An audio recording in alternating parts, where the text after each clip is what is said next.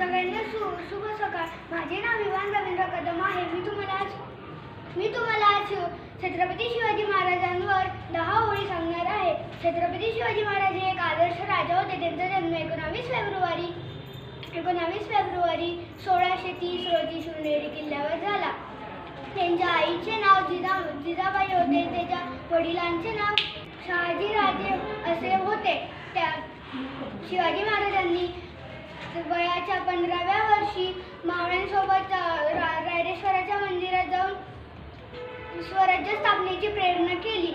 शिवाजी महाराज लहानपणापासूनच अति हुशार व कृती बुद्धीचे होते. त्यांनी